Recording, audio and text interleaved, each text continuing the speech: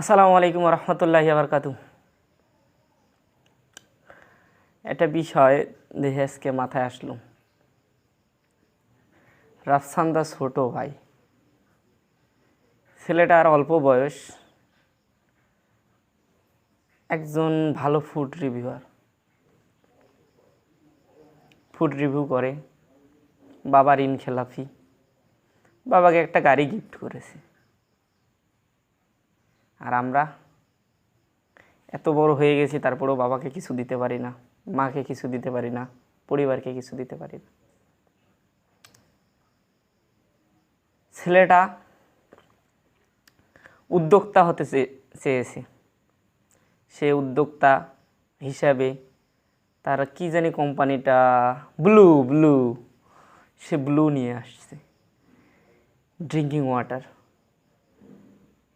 আসলে আমার এটা চেক করা হয়নি যদিও, বা টেস্ট করা হয়নি, এটা রিভিউ আমি দিতে পারতেছি না। কিন্তু সে একটা কাজ করতেছে, মানুষের কর্মসংস্থানের ব্যবস্থা করছে। আচ্ছা বাঙালি, আপনাদের কি কাজ নাই খেয়ে এই ছেলেটার পিছনে লাগিয়ে পড়েছেন? কিভাবে লেগে পড়েছেন আপনারা?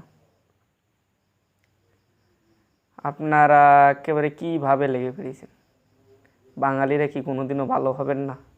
কেউ ভালো কাজ করতে চেষ্টা করতেছে, তাকে ভালো করতে দেবেন না?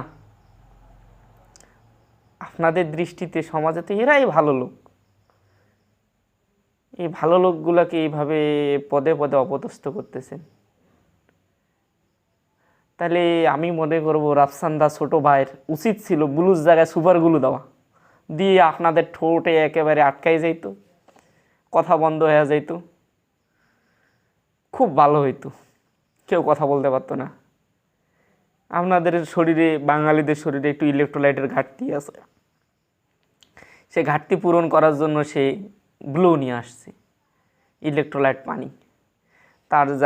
তার জন্য তাকে তো একটা ধন্যবাদ দেওয়ারই দরকার। কিন্তু আমরা একেবারে ছেলেটারে জরিমানা করা এটারাই একেবারে পথে বসাই দিতেছি।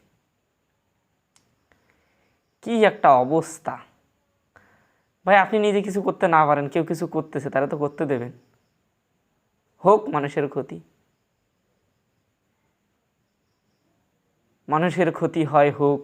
আমরা কোম্পানি খোলার লোক, আমরা হলাম বাঙালি।